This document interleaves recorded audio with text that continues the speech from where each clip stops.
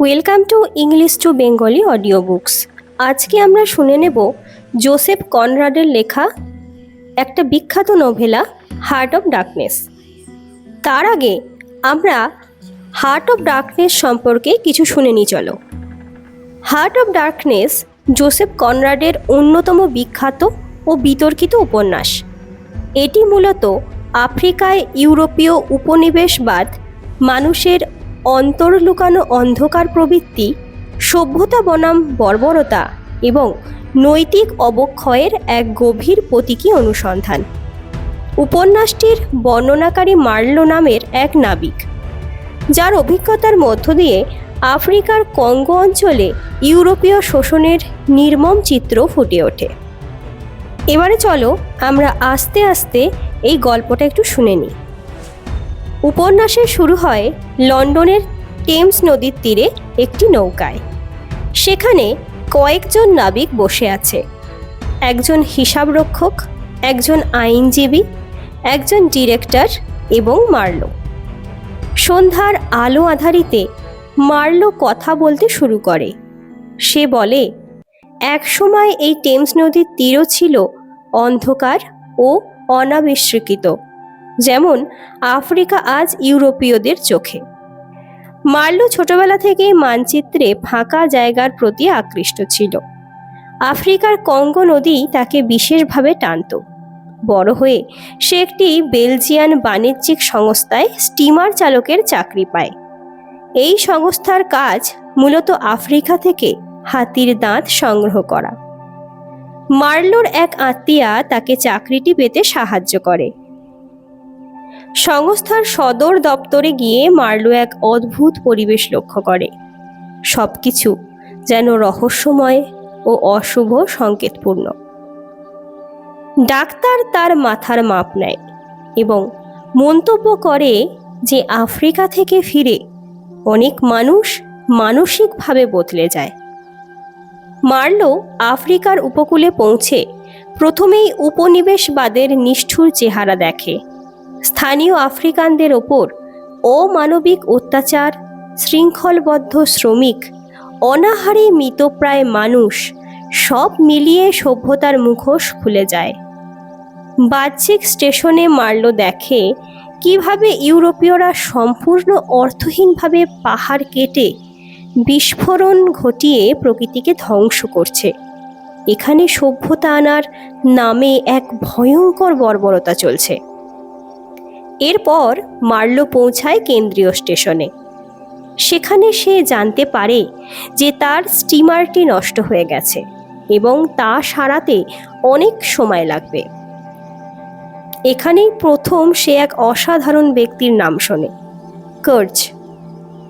কার্চ সম্পর্কে সবাই বলে তিনি সংস্থার সেরা কর্মী, সবচেয়ে বেশি হাতির দাঁত সংগ্রহ করেন এবং ভবিষ্যতে সংস্থার উচ্চ পদেও যাবেন। কিন্তু তার আচরণ নিয়ে নানা রহস্য ও ভয় শোনা যায়। মার্লো বহু কষ্টে স্টিমার মেরামত করে। এই সময়ে সে ইউরোপীয়দের ভণ্ডামি আরও গভীরভাবে উপলব্ধি করতে পারে। তারা মুখে সভ্যতার কথা বলে, কিন্তু বাস্তবে লোভ, ক্ষমতা আর শোষণই তাদের চালিকা শক্তি। মার্লো ধীরে ধীরে কার্চকে নিয়ে এক ধরনের কৌতূহল ও মানসিক টান অনুভব করতে থাকে।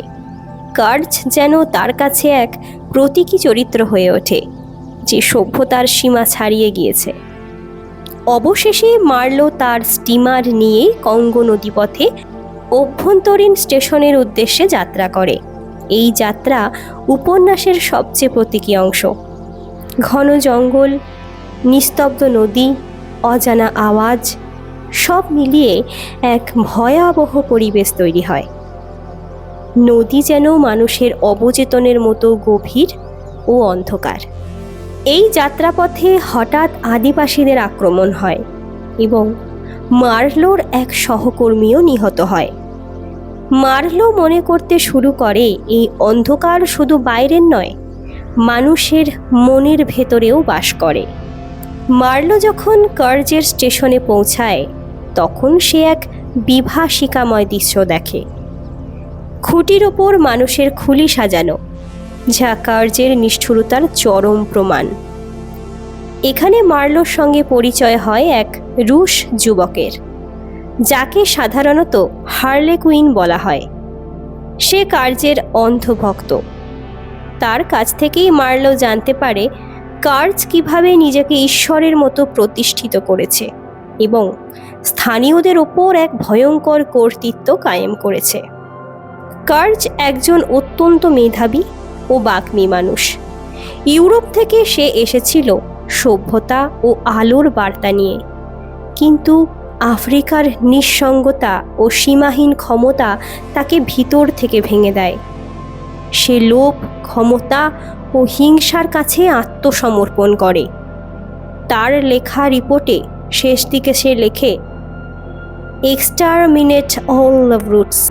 এই একটি বাক্য তার নৈতিক পতনের চূড়ান্ত প্রকাশ। কার্জ তখন গুরুতর অসুস্থ।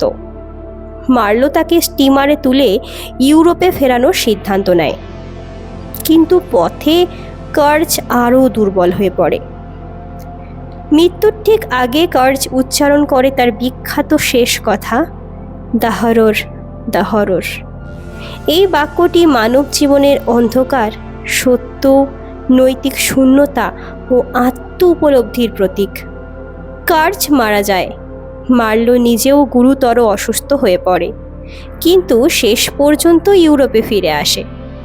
ইউরোপে ফিরে মার্লো দেখে মানুষ এখনও সভ্যতার মুখোশ পরে আছে। কার্জের বাগদত্তা মার্লোর সঙ্গে দেখা করে এবং কার্জের শেষ কথা জানতে চায়। মার্লো সত্যি বলতে পারে না। সে বলে কার্জ তার নাম উচ্চারণ করেছিল। এই মিথ্যা মার্লোর কাছে সভ্য সমাজের ভণ্ডামির প্রতীক হয়ে ওঠে। হার্ট অফ ডার্কনেস শুধুমাত্র আফ্রিকার কাহিনী নয়, এটি মানুষের আত্মার গভীরে লুকিয়ে থাকা অন্ধকারের গল্প।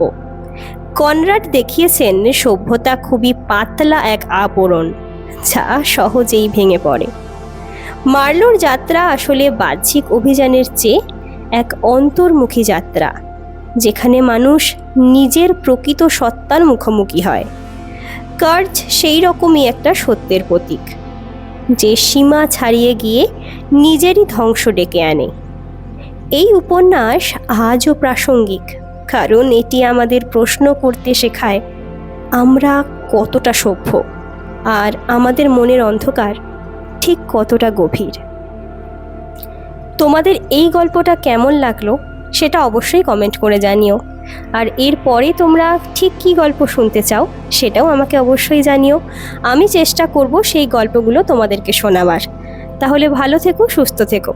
আবার পরের ভিডিওতে নতুন গল্পের সাথে দেখা হচ্ছে।